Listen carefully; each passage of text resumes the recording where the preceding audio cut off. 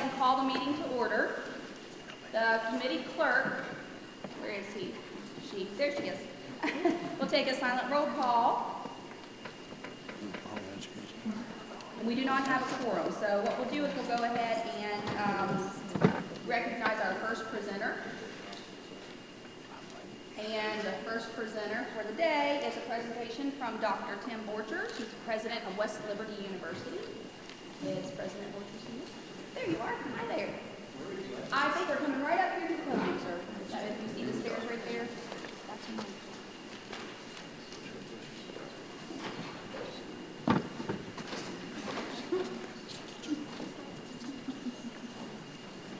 And if you don't mind, before you begin, you just right in. Thank you so much.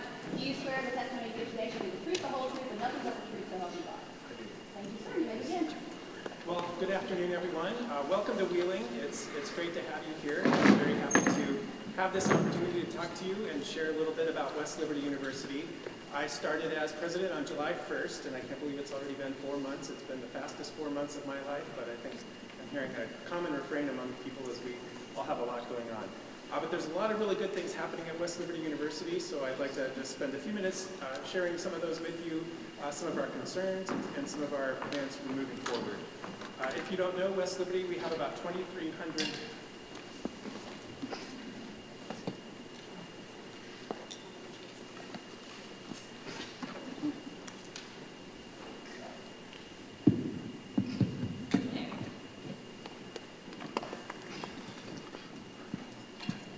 So we have about 2,300 students at West Liberty University, broken down into all different levels. We have high school students taking dual enrollment courses, about 70 bachelor's programs. We have 12 master's and a new doctorate program that we've just started this fall with a full class of students in that program. A lot of local educators who are part of that program, so we're really excited to be able to offer a doctorate in the Ohio Valley.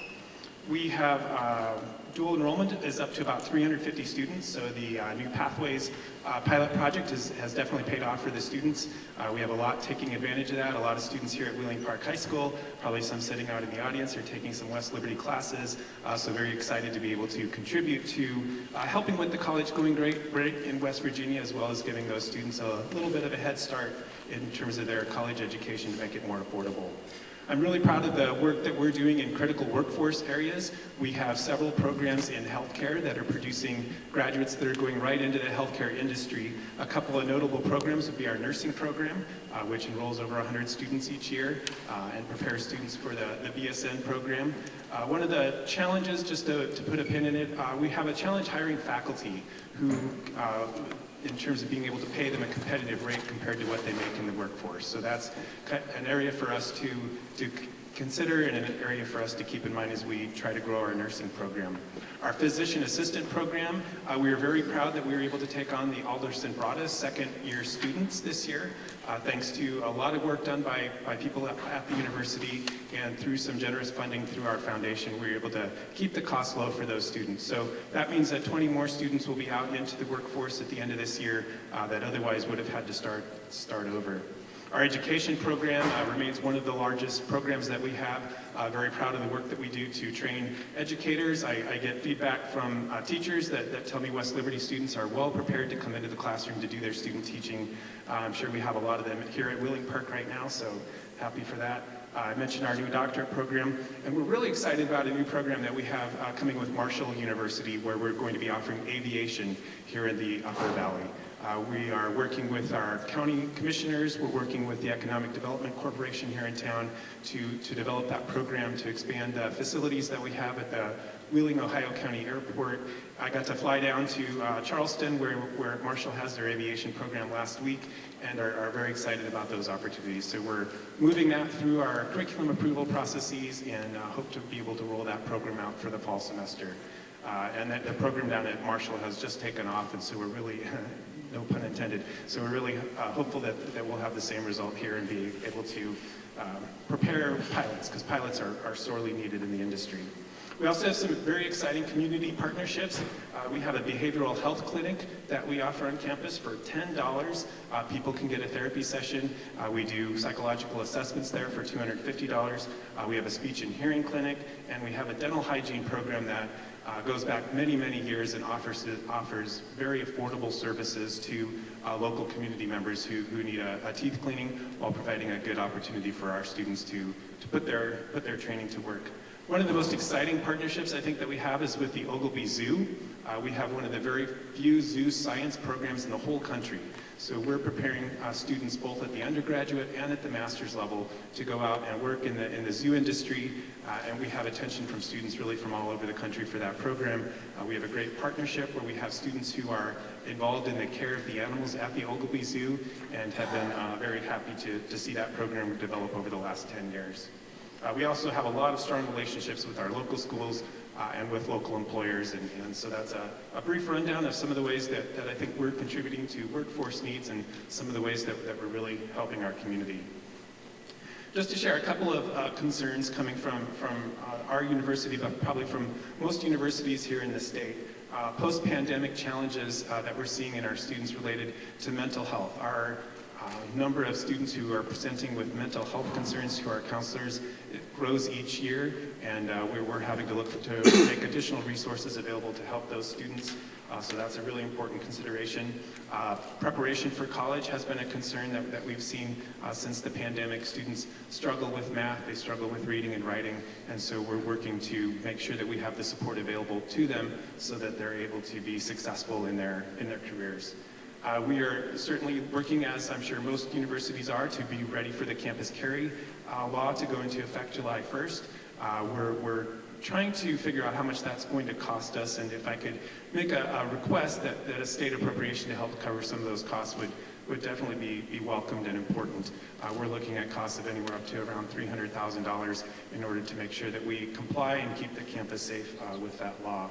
And also the insurance cost for employees in the university continues to be a struggle for us, and so any consideration you would have for keeping those costs as low as possible so that we can keep tuition down for our students and make sure that the college remains affordable for them. I want to offer a big thank you for the deferred maintenance money that we've received.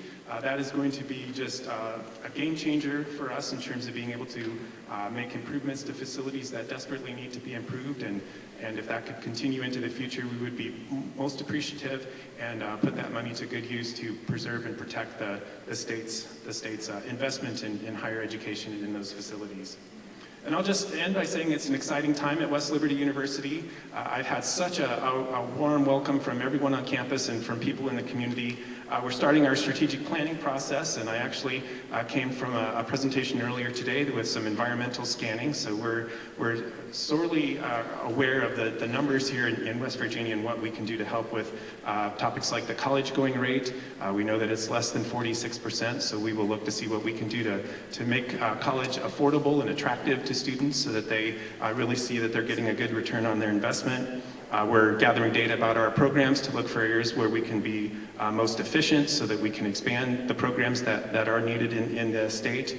And we're continuing our alignment with workforce needs to make sure that we're meeting those needs and satisfying our students as well. We had a successful fall sports season. Our winter season's off to a great start. Our men's basketball team, if you didn't hear, got off to a 28-0 start the other night in their game and cruised to a victory. So really looking forward to that. I think there's been a really good feeling of optimism and hope on campus, and I'm happy that I joined the West Liberty community, and thanks for your time to present today. If you have any questions, I'd be happy to answer. Thank you so much for your presentation. Are there any questions from the committee members? Okay. Do you have a large voice, Delegate Willis? I can try. Okay, so we'll call on you first. Go ahead. You want me to stand up? That might be easier for our presenter. Thank you, Madam Chair, and thank you, Dr. Borchers, for being here today. And if I can take a point of personal privilege to say, the work that Dr. Borchers has done this few months up here has been tremendous, and it's just light and day difference between the last leadership team we had. I'm so appreciative of it. But my question was, if you could touch a little bit, I don't think I heard you talk about it, on the new aquatic center that's coming right across the road. If you could tell the committee a little bit about that too, I think that'd be tremendous. Thanks for asking. We have received about $1 million from the federal government to launch the Appalachian Aquatics Center, and they've started construction work on that project. This will be a center that really supports economic development in the state. It will allow our science faculty and students working together to rescue crayfish from construction sites, bring them to campus where they will be able to live and prosper, and then when the construction project is done, we'll take the crayfish back to the affected area. So it's a really great way to provide economic development, to make sure that we're able to update the infrastructure in the state while still protecting those protected species. We look to have a groundbreaking, or a ribbon cutting sometime this spring semester. Thank you, Delegate. Are there further questions? Delegate Statler? Yes, sir. You mentioned that you had, about 2,300 students, and you had the education program. How many students do you have in the education program is the first question. And my second question is, because we're focusing heavily on the science, or the literacy and numeracy, are you teaching the science of reading to your educators of the future when they come out of your program? So I'm not sure I can give you a breakdown on the number of education students we have. I believe it's about the third largest major we have after, or maybe the second largest after business at the undergraduate level. So there are quite a few students in that program, all through K through 12 levels, including special education. I'm not familiar with all the teaching standards that they have. I can tell you we had a really great event on campus a week ago Saturday where we had 77 kids from the area come to present their literacy projects. So as part of the statewide competition, and we had 250 people total when they brought their parents and guardians and teachers, and the top winners then got to go on to the Greenbrier this year. So I know that reading and literacy is an important part of our education. We have one of the leading experts in the state is on our faculty and has been leading the work in that area. Thank you.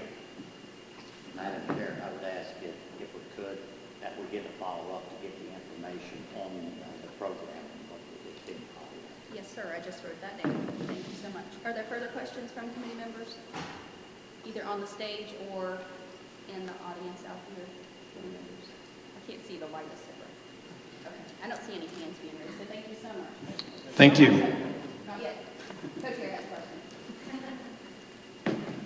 Thank you, Madam Chair. Thank you, Dr. Wilkins. Three things. First one, thank you for adding those PhDs from Officer Broadus. We appreciate that. That helps a lot. Second one, your aerospace program. Do you have collaboration with other programs within the state? With Marshall. Just Marshall? Okay. What about things like Pierpont or Fairmont State and stuff? Not at this point. I know one of those is a maintenance program and ours is on a pilot program, so those are a little bit different, but we certainly would be able to expand if needed down in the future and would look for other partners. Okay. And the third one is you mentioned about the campus carry coming in before. Added expenses outside of things like lockboxes, things like that. What are you looking at? Lock boxes, metal detectors, signage around campus, those would be the main charges that we're looking at. Thank you. Thank you, Madam Chair. Thank you. Thank you. Thank you so much. Okay. I do believe we have a quorum established now. Seeing a thumbs up back there, so I'm going to go back to take up our item on the agenda number 3. So I'm going to recognize the co-chair for a motion. Yes, Madam Chair, I move that the minutes from the meeting held October 16, 2023 be approved. The question is on the motion that the minutes of the meeting held on October 16, 2023 be approved. All those in favor say aye. Aye. Those opposed, no. In the opinion of the chair, the ayes have it. I declare the motion adopted. The next item on the agenda is a presentation from Dr. Sarah Tucker, who's our Chancellor of the Higher Education Policy Commission. She's going to present on the Underwood Smith Teaching Scholars Program. Good afternoon, everyone, and welcome to my hometown. I'm glad y'all are in Wheeling. I hope you're enjoying yourselves. It's nice for me to be home. So I'm presenting today about the Underwood Smith Teaching Scholars, and Madam Chairwoman, I hope I'm not belying anything, but I received a text message about a month ago, I would say, from the chairwoman saying, I got a text message from a constituent who says that we have pulled this scholarship down. Is that true? And the answer to that question is yes, it's true. So the Underwood Smith Teaching Scholarship, which I'm going to give you a little bit of a brief history on and then tell you what we've done in the past several years, has not been funded by the legislature for the past 2 years. And as a result of that, we had to take care of the students who were in the program, and we could not admit new students into the program this year. And so currently, this program is not admitting any new students. And so as I tell you about this program, and hopefully Matt's going to be able to get a video of one of the applicants for this program, know that currently we are no longer accepting any new applicants into this program. So the Underwood Smith Teaching Scholarship, the original scholarship program started back in 1991, was named for Governor Cecil Underwood and for Hewlett Smith. It started out as a $5,000 per year award for juniors and seniors and graduate students in any teaching field.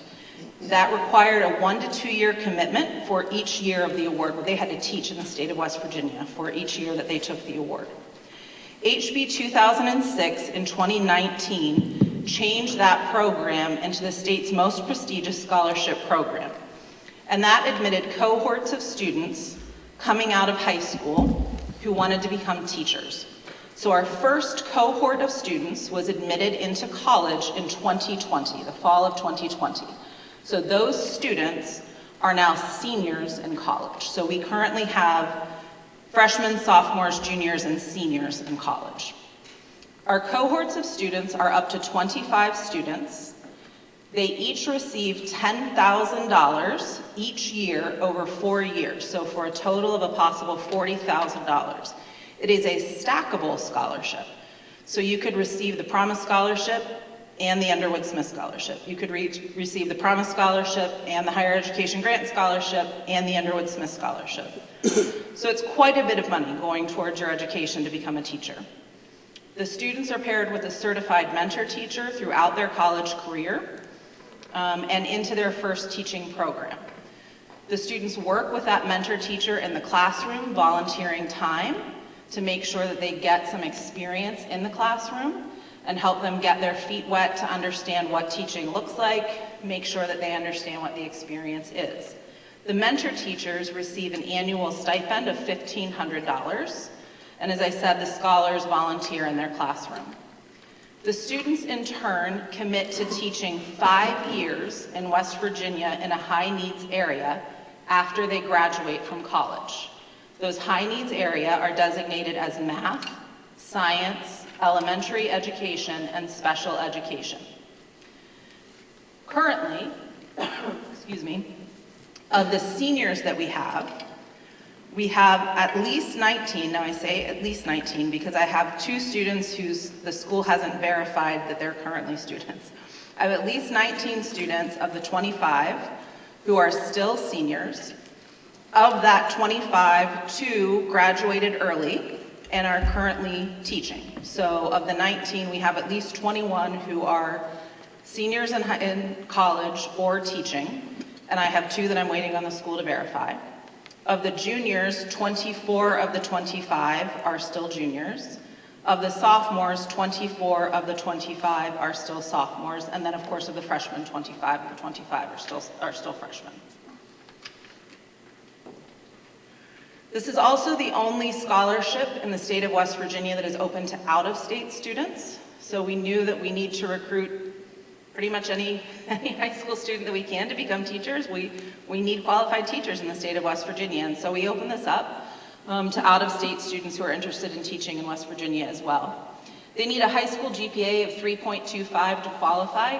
There were also ACT requirements, but again, because this grant program launched at the same time that COVID hit, colleges went to test optional during COVID, and we waived all of our scholarship requirements for ACT and SAT scores at that time because ACT and SAT tests simply weren't available to our students.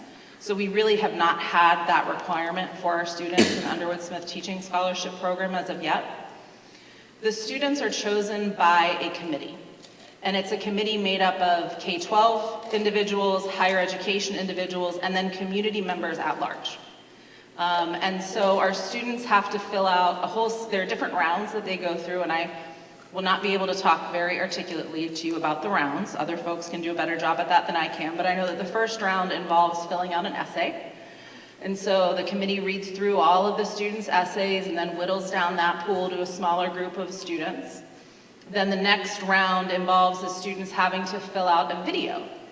And then create a video on their own and talk about why they want to become a teacher and why being a teacher in the state of West Virginia is important to them. And I'm hoping, were you able to get it?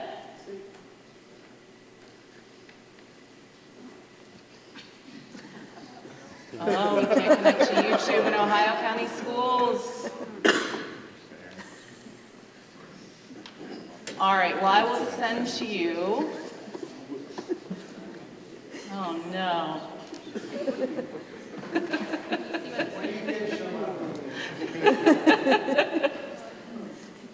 It's not going to happen. All right. Well, we will try to send to you through email the link to a video that is of one of our students who talks about why he wants to be a math teacher in, I think it's in Boone County, actually. McDowell County. His parents moved to McDowell County to be teachers. They were missionaries. They came to McDowell County to be teachers with their missionary group. He fell in love with McDowell County. His parents fell in love with McDowell County. And he wanted to be a teacher, and he wanted to be a math teacher. And so he wanted the scholarship so that he could stay in McDowell County, become a teacher, not go into debt, and it was his intention to stay in McDowell County for the rest of his life. Really touching story, and we have dozens of them for students who want to stay in West Virginia and teach. So I hope we'll send you that link and a link to some of our other videos that really sort of give you hope about who our high school students are and what they want to do with their lives in teaching in the state of West Virginia. The other piece of that Underwood Smith Scholarship Program was a teacher loan assistance program. So teachers receive $3,000 in exchange for $3,000 to pay off their student loans in exchange for teaching 2 years in a high-need field in a high-need area in West Virginia. This past year, we had 149 teachers who received assistance for teaching in 22-23. We also had to take that loan assistance program offline because we don't have any money to pay for that loan assistance program anymore.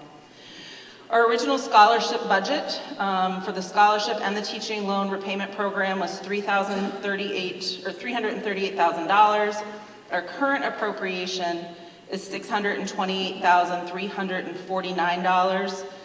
That partially funded the total sum, the total fiscal note. So what you all did when the new bill passed was that the idea was that you would step in each cohort, right? We didn't need the total fiscal note for all 4 cohort years in year 1 because we'd only have the freshmen. So you funded the freshmen in year 1. In year 2, you funded the freshmen and the sophomores. In year 3, you were going to fund the freshmen, the sophomores, and the juniors, but that 3rd year didn't get funded. And then it was to be the freshmen, the sophomores, the juniors, and the seniors, but then the 4th year didn't get funded. So right now we have $628,000 of a fiscal note that was originally set at $1.55 million. So I can get us through the group of students that we have, but I can't add on any additional students and I have to pull the loan offline. And with that, that's my report. Thank you so much. Sure. Before I open it up for questions, can I ask one question? Yes. On average, how many applicants are typically for the scholarship? Do you know?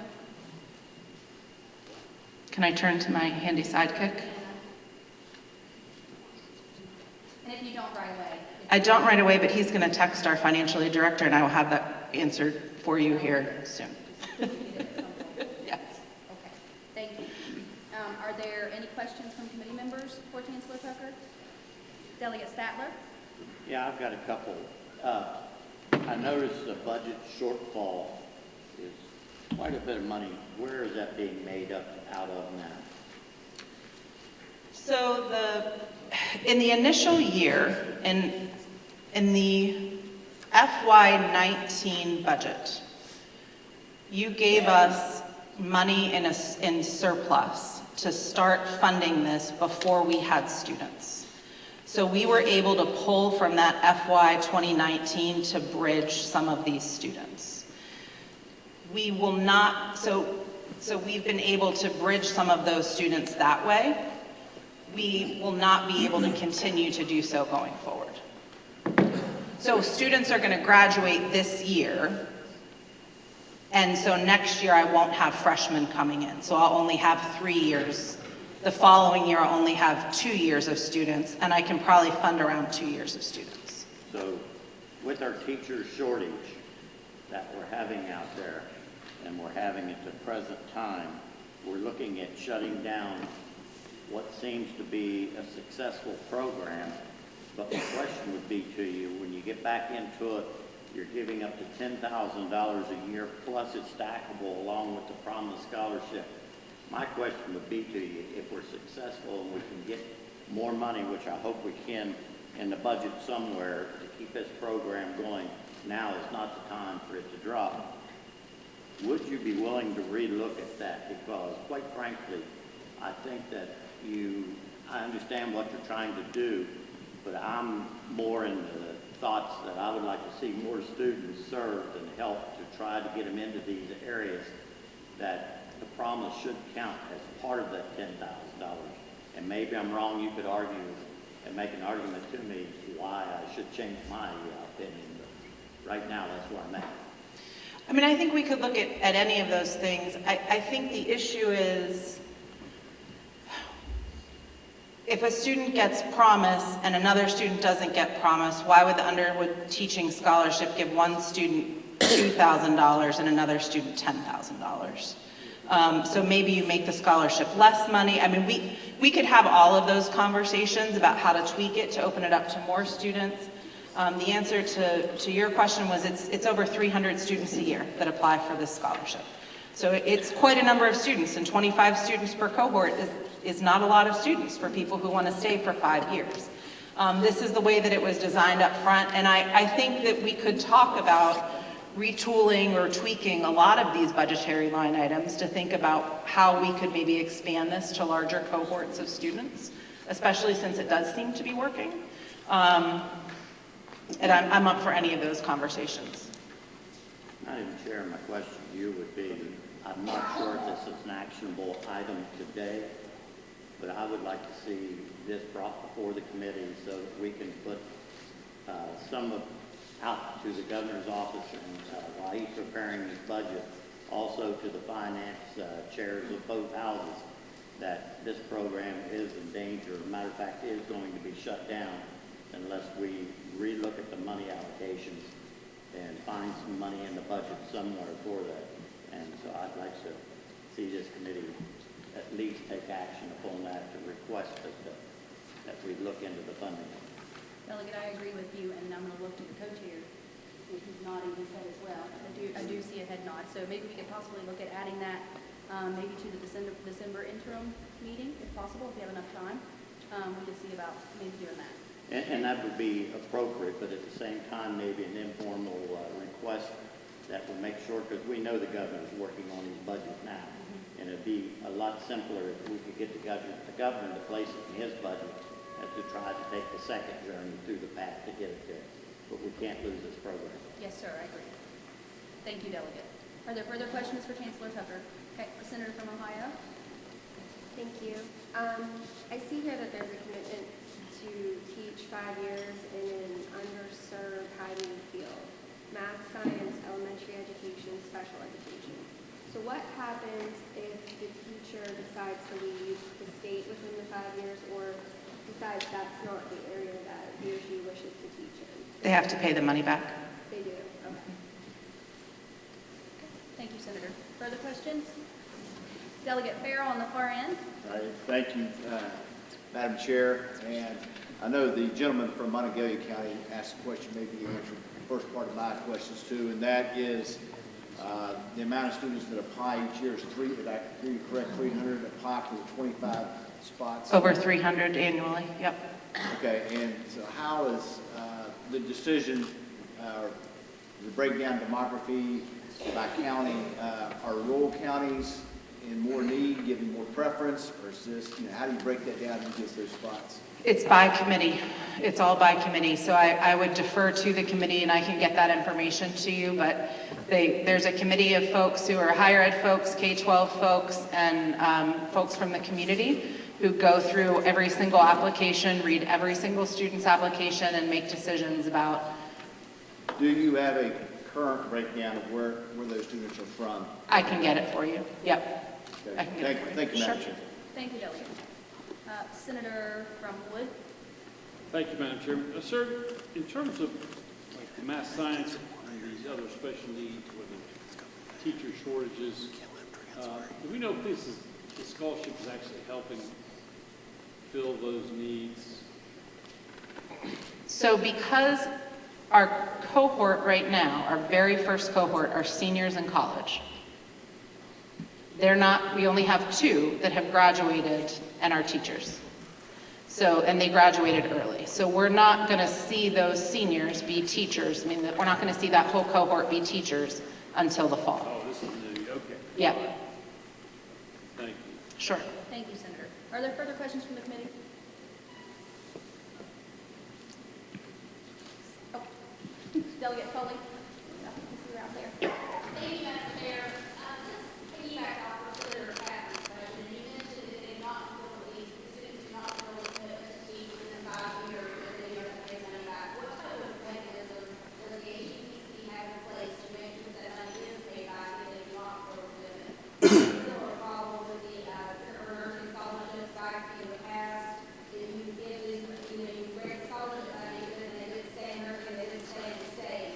I think maybe that mechanism has not been corrected, but I'll let you speak to it. So I will give you, Delegate Tully, the full breakdown of that. I'll have our financial aid director give that to you. But once West Virginia Invest was enacted, which has the same requirement, we had to really do an overhaul of how financial aid gets tracked and how that money gets paid back. So we have a whole verification process that we do, I think with, I'm sorry, I keep looking over at Matt.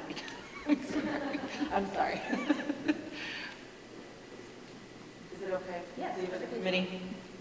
Matt has been sworn in the past. I have. Matt Turner, Vice Chancellor for Administration.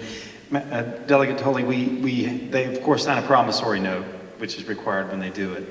We track it throughout the time after they graduate, and then it's actually, we use a third-party company now to seek the reimbursement if they've not done that. As we've had with nursing, sometimes it doesn't matter, their employer will pay it back. With the teaching, it's not as much of an issue, but you know, there was always a service commitment. This one is just longer, so we won't know until the first cohort gets out, but we use a third party. It's much better at collecting than we are. Thank you. Thank you, Delegate. Delegate Kimball. Thank you, Madam Chair. Nice to see you. I have a question in regard to the number of students that are currently in the program. Do you happen to know how many of those students are out-of-state students?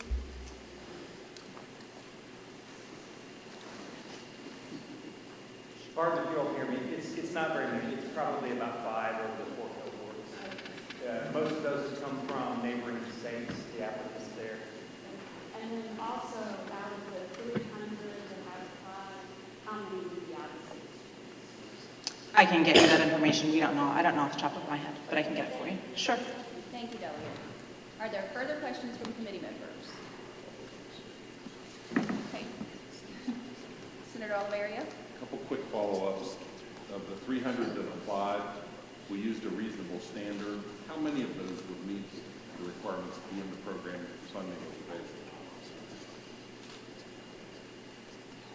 I will get you that information. I don't know. More than 25.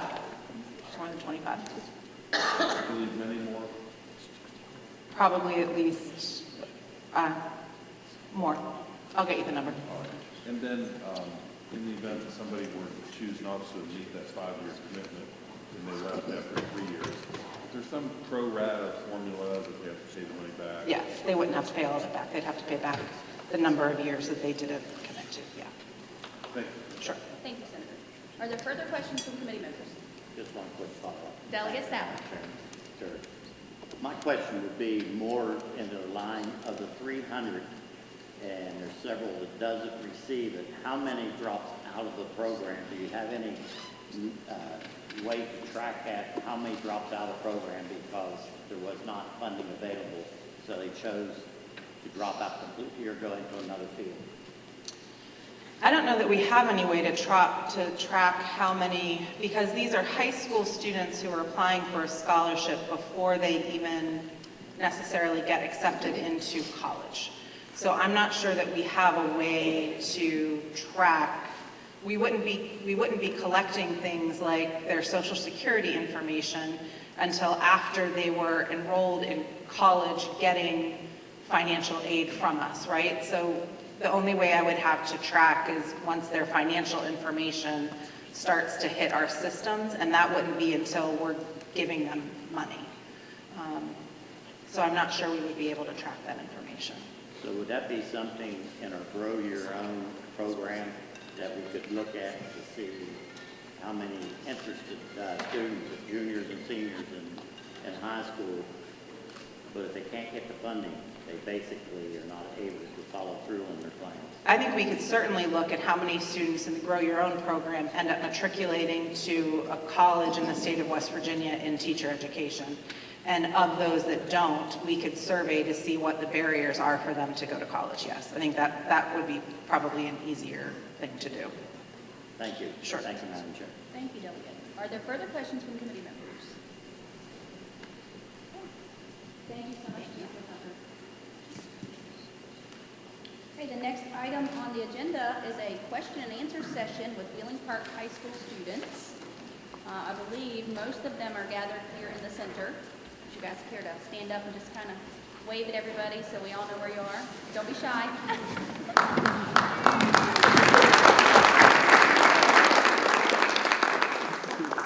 Okay, are there any volunteers with questions for the committee?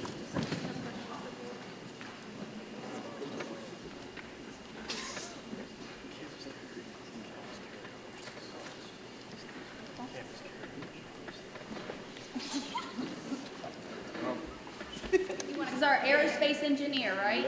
That's what you're going into? Okay. If you don't care to stand so we can clearly see you, is that okay? For the required campus carry in West Virginia, how much will that cost? Well, is there somebody who wants to take this question? I'll answer what I know. When you are talking about required for every college campus, like a total amount of how much it will cost, it would be different for each college campus. So you heard the president from West Liberty state that he thought maybe it would be about $350,000 of what, that was an estimate. Each college campus would be different, depending on the size, the number of buildings, the number of students, things like that. Okay. Okay? Anybody want to follow up on that question? That would be a great question for a finance committee also. Hi. Hi, what are you guys doing to ensure that schools are being more sustainable to our environment, including recycling? A little closer. Can you hold that microphone up a little closer to me? Thank you. What are you guys doing to make schools more sustainable for our environment, including recycling of paper, water bottles, things like that? Because I do know that our area does not have many options for recycling, and I think that it would be beneficial for our school and our environment to recycle more. Okay. Is there a volunteer that wants to answer? I don't want to answer all the questions. Is there a volunteer that wants to I think answer? that would be more directed at the SBA level, the requirements. They are the group that works for the state building authority, that they look at how the schools are constructed, how they're looking for safety into the future and all those things. And so they are meeting, I know today in Charleston, taking applications from across the state for grants for the schools that's out there.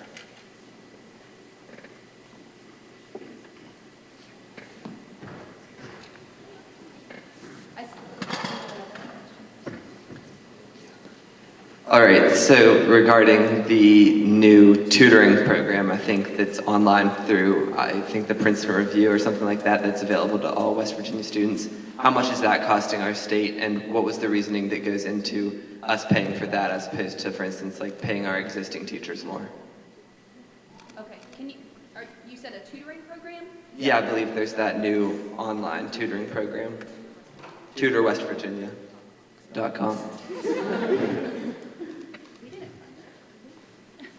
It's at the local level. Yeah, that's what I was saying, the state did not provide, funding for that. So that would be probably based on county, on your counties. Governor Justice did announce just several weeks ago, and we were all made aware, that tutorwestvirginia.com was going to be provided to all of the students in the state for free. I just did a call out on it for this evening. So that's what he's referencing. I personally don't have an answer for that. I would also like to know maybe where that funding is. So I'm going to put that in my notes to mention that we will figure that answer out, okay? Are there any further questions from students? I have one. Sorry. Yes. From Wheeling, and just one of the statistics that was shared, I think, by West Liberty is that less than 50% of West Virginia high school students attend college. Yet we continue to use a college entrance exam as our means of accountability for our students. And granted, we just re-upped that contract with SAT, but is that an alignment that you guys are considering for the future as that number, continues to be a halfway mark for our students in their future? I personally, I'll answer this really quickly, and then I'm sure we have some other people to add on, but I would like us to explore other options. I would really like to see how we can change things a little bit. A lot of times we see results from across the nation, and we at West Virginia students are compared with other states when it comes to college entrance exams. And we look at things like, we have to compare apples to apples. So we require all of our students to take those regardless, and all states don't do that. So I think we need to revamp some things. I'm not exactly, I don't have a plan that I know of at the moment. We've not really discussed that as a group in what direction we're going, but it's November, so that discussion will take place hopefully before January. If you have any suggestions, or if students have any suggestions, you guys are the ones that go through it. Your voices matter, so reach out to us and give us your ideas for what you think would help there. Anything that you think could. We're all ears. Does anybody else want to add to that? Senator Oliveria? I just wanted to turn the question back to you. It appeared, based on your question, that you weren't necessarily in favor of the SAT for every student as a measure of high school success in West Virginia. What measure would you recommend?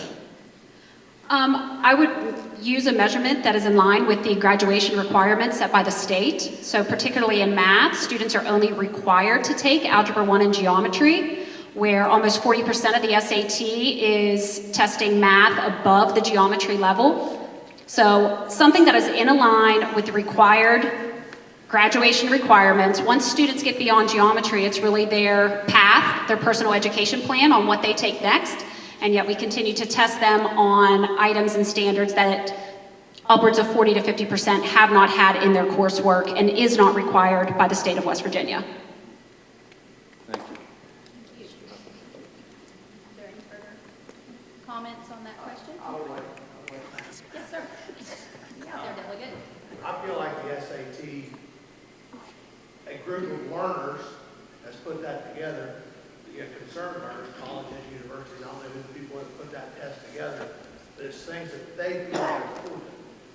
And I like the students being able to take the SAT maybe their junior year and seeing what things they might need to mitigate, what things they can work on to get a better score on if they want to go to college. A kid that isn't going to go to college can take it, maybe one and done or whatever, and we get a snapshot of what their learning has been maybe. And the kids that are going to college can try to do better and improve their chances to get a scholarship or that's just my opinion. And we kind of fought hard down at Spartanburg South to try to make the SAT. Like, well, why can't we do something standard? Let's do something standard. And I like how they compare Wheeling Park and South, and PHS, and Greenbrier East, and see where people are doing good things, and just a good snapshot. Thank you. Thank you.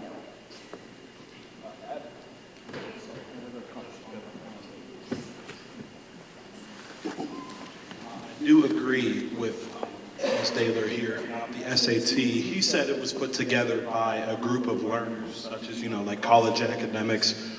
It was not. It was in fact created and based on the Armed Services Entrance Exam, which was made to keep the U.S. Army segregated. So my question is, why are we using this as a marker of how students succeed or fail in school if it was originally designed to not even be an academic exam? Point taken, young man.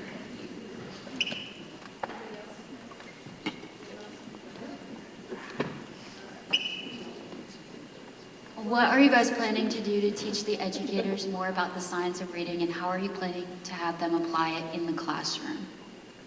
That is the Department of Education is taking control of that. Up here on this table, very few of us are educators or have been in education. So we represent our districts. However, the department has set out an implementation process to make sure that teachers in the classroom and the instructional aides have the tools that they need, and they've rolled it out this year, starting out slowly, of course, because everything starts out slowly to begin with. And then in the next couple of years, we should see a huge difference in how it's being implemented. So is the committee providing any sort of funding to allow the teachers to go to these like conferences and conventions where they can learn more about it?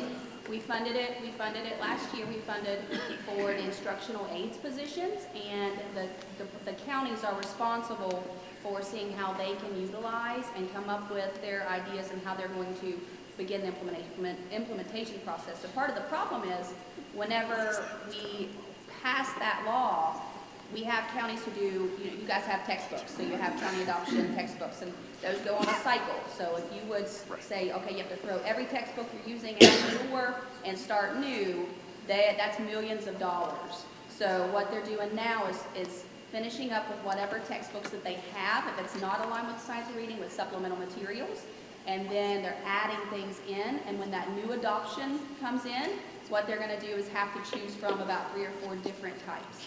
And they're doing a lot of the training online. They're providing a lot of online training right now. Counties are providing training. Teachers are required to go through professional development training throughout the years.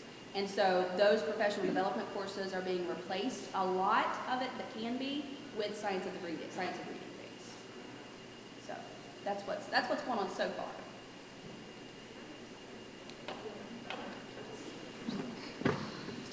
Hi, I was wondering, are y'all planning on doing anything to protect the foreign language programs that are currently being cut from college funding? And, specifically right now at WVU, they're essentially eliminating their entire foreign language program except for some Spanish and French undergraduate classes.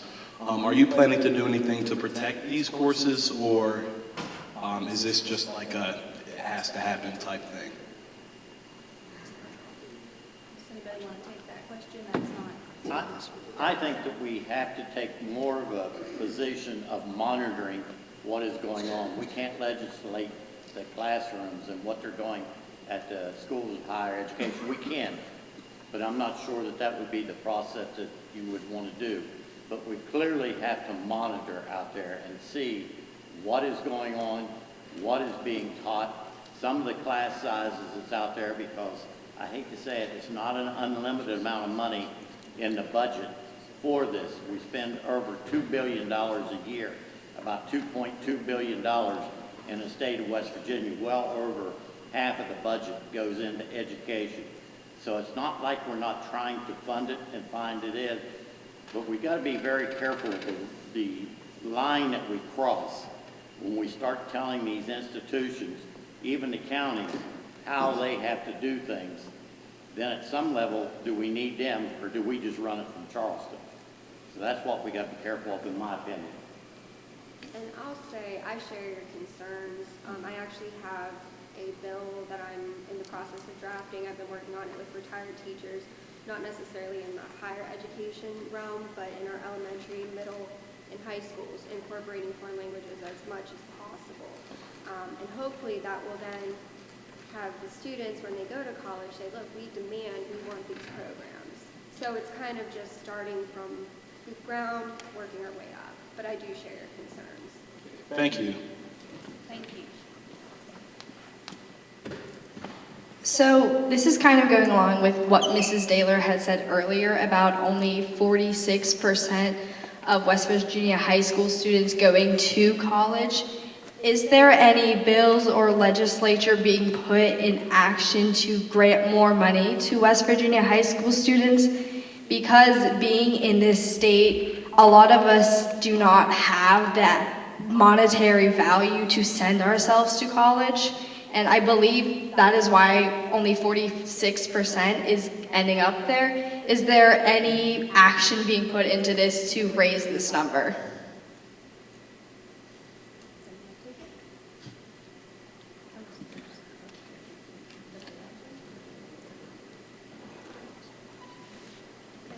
Well, I hate answering all the questions, but I guess I will.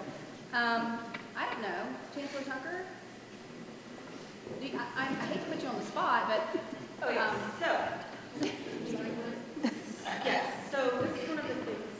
This is one of the things that so we do actually have a lot of state aid in West Virginia for scholarships. And one of the things that I would like to see more high school students get that they don't currently get is West Virginia Invests, which is our last dollar in free community college program. So when I look at who is getting what money to go to college, I have a lot of high school students getting Promise, a lot of high school students getting HEGP. I have almost no high school students getting West Virginia Invests, and I can't figure out why. And I don't know if that's because there's some reason that high school students don't want to go to community college. I don't know if that's because community college has some weird association with it in our state that makes people think that they don't want to go there. But let me tell you how I look at it. If I was in your shoes, let's say I was to be a nurse, okay? If I wanted to be a nurse, I would go to a community college in the state of West Virginia. I would get West Virginia Invest. I would go to get my first 2 years, and I would go for free. I would then become a nurse. I would have the hospital that I work for transfer me, or I would have the hospital that I work for pay for me to get my bachelor's degree after they give me a signing bonus of $15,000 to $30,000. Pay for me to get my bachelor's degree, and then later have them pay for me to get my master's degree. And I'd have that whole thing taken care of for free. You can do that in West Virginia. There are all sorts of pathways that you can find in the state to get your education for free, but for some reason, that West Virginia Invest program has taken off like wildfire with adults. And it has not taken off like wildfire with high school students. And I cannot figure out why I can't crack that nut. So I would ask all of you, why is that not appealing to high school students? Tell me the truth. Tell me the ugly, good, bad, and ugly, all of it, because that will only help me. I believe this is just not mentioned to high schoolers. I don't think, at least personally, as a high school senior, I had no idea this even existed. So I think it's a lack of communication and knowledge on our side, and I don't know how that would be more effective. However, I just think they're not taking this option because they have no idea it exists.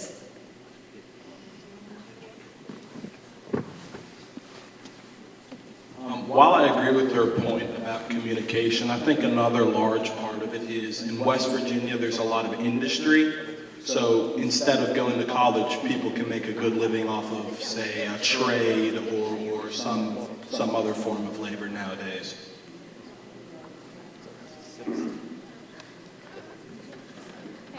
Thank you. Delegate Tully, did you have a question or something to add on to that? I just want to add some information to what some of the students, two of the students said. Kind of piggyback on what Dr. Tucker. We actually passed some legislation last session related to requirements for personal finance to obtain a credit for high school students. And one of the things that I would hope that is taught in that personal finance class is how to help students finance maybe some higher education option, teach them about school loans, compounding interest, the pathways that we have here in West Virginia that maybe help them guide them into college. And then there was another young lady here that mentioned about recycling and had some questions about recycling. And so what I would encourage for you to do, my county, Nicholas County, had a recycling program the school systems did with our solid waste authority. So I would encourage you to go to your local Board of Education meetings, ask to speak as a delegation, inquire of your board members what they do to recycle, and see if they have any contracts with their solid waste authority for recycling. And maybe initiate that project as maybe an anchor club project or whatever types of clubs you have here. Maybe work toward getting the student body involved with that.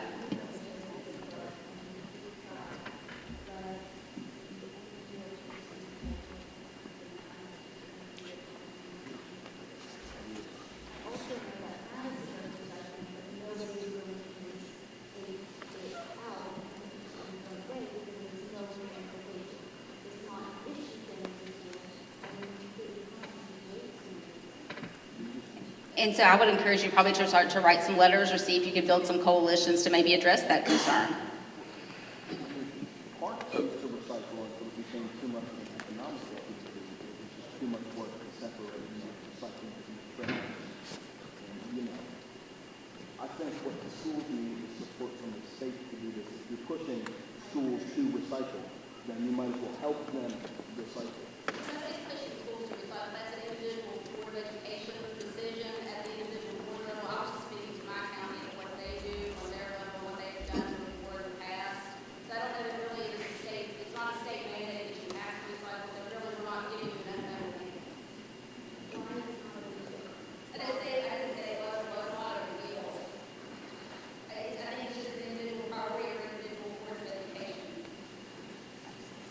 Madam Chair, I'm the new delegate for the 6th District. My name's Jeff Stevens, and I'm not sure if I can speak since I'm not on the committee. I'm right here. I'm sorry, I couldn't hear you. Am I allowed to speak if I'm not on the committee and I can answer maybe this young lady's questions, possibly two of them? So I'm a teacher in Marshall County. So as far as the recycling goes, I was at a city council meeting, and Trex Decking has a great program that they have out there, and they'll come collect everything and they take it and they'll make decking out of it.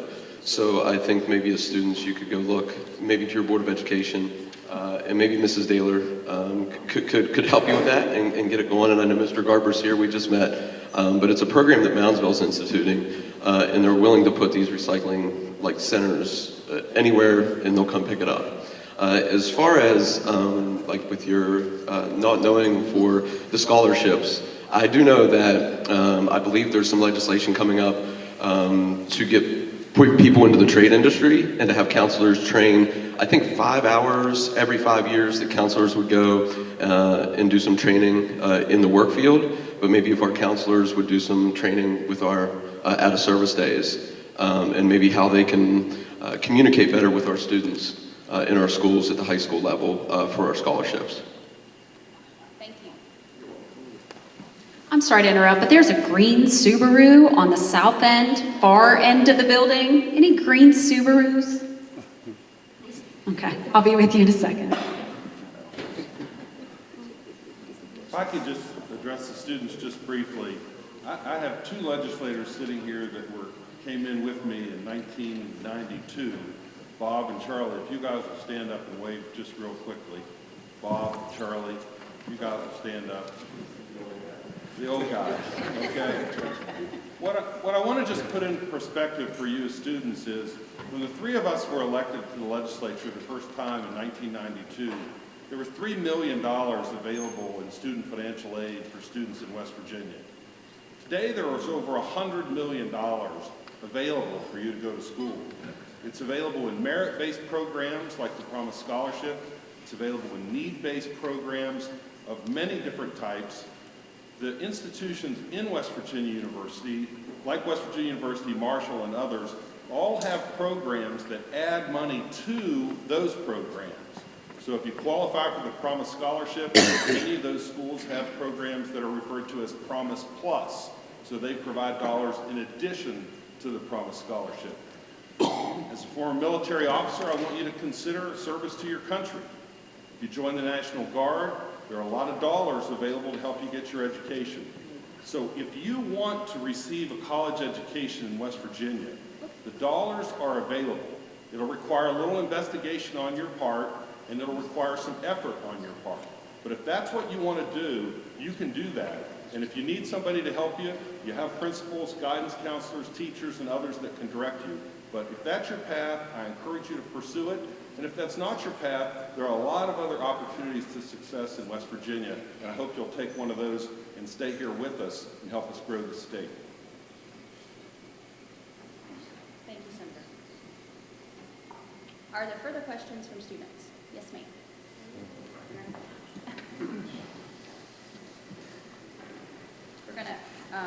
We're running a little short on time, so we'll keep it to maybe one more after this one, okay? You guys have already talked about there being a shortage of teachers in like high-risk areas like math and science. And we already know that like some people, I'm sure some students sitting here, going into teaching isn't a profession that they would like to do just because of the like pay, as we all know. Would you ever consider supporting a law or something that has differential pay, as in like math teachers would get paid more since it's a high like risk area, as in there's not as many teachers? I certainly support that. There also is an opportunity within your individual counties where maybe you don't know there's a state teacher pay formula, in part based on years of service and education experience, but then also your county can go in and add dollars to that teacher pay. One of the things we did in the past in the legislature to encourage teachers to improve their own skills is we would pay teachers more money if they would become nationally certified. So there's a process by which your teacher can go through to become nationally certified, and the state of West Virginia pays them additional money each and every year thereafter, and many counties pay money in addition to the scheduled pay. So there are some opportunities. I still think we're below where we need to be on teacher pay. I think that's a real investment we need to make. But this legislature for the past several years has had multiple pay increases trying to catch up. And we're trying to catch up with a moving number because as other states are increasing their pay, we're trying to catch up to that. Delegate Farrell, do you want to add to that? Yes, if I understood your question correctly, is that why don't we pay more to teachers in those fields of need to encourage more students to teach there? Did I understand you correctly? Sure. Okay, we already do that. I'm a lifetime educator, working special education. I receive a stipend every year over and above my regular salary for teaching in that field. STEM, math, science, same thing. So I know we're already doing that to some extent. Yes. You know, after listening to all the conversation that we've had, really great questions and comments, it's amazing to me that how many opportunities you as students have in West Virginia, and the future is unlimited for you. You can customize your education to what you want. If you want to be an educator, you can go that pathway in a variety of ways, whether it be a 2-year program, 4-year program, or what have you. Also, if you're interested in healthcare, there's easy pathways there. You know, employers are wanting you. I mean, they are wanting you, and they're wanting to pay you what they possibly can. And I think that's the great thing that our education system offers you right now is an individual program. You know, some people enjoy working with their hands in the trades, and so we have CTE programs, and a lot of the education systems have that. So don't limit yourself and think, well, hey, I've just got to go take a 4-year degree, and I really don't know what I'm going to study, but I need a 4-year degree. And in certain programs you do, if you want to be an educator, you need that. But you will have somebody at the end of those 4 years to catch you and to supplement your income. There's unlimited possibilities that each of you all have. Thank you, Senator. Are there we have enough time for one more question, possibly. Thank you all for your questions. And if you have any more, we'll be around, so don't be shy. One comes to you a little bit later, okay? Okay, is there any other business to come before the committee? is some issues. Okay. Co-chair has a couple of things to mention to everybody before the committee ends. Yes. Before we start Legislative Oversight Commission on Education Accountability, members that are not on the committee are welcome to stay. Principal Dale is going to keep it quick and help us all make it over to the 4 p.m. meetings. We do have a bus that's leaving here at 3:30, and there's a bus outside now that can take people back to Opal Bay if you're not going to be sticking around. If you are on the Select Committee on Veterans Affairs, you're going to need to get on that bus to make it back in time. That's it. Housekeeping. Okay, thank you, sir. Okay, so I'm going to recognize the co-chair for a final motion. Madam Chair, I move that we adjourn. All those in favor say aye. Aye. Those opposed,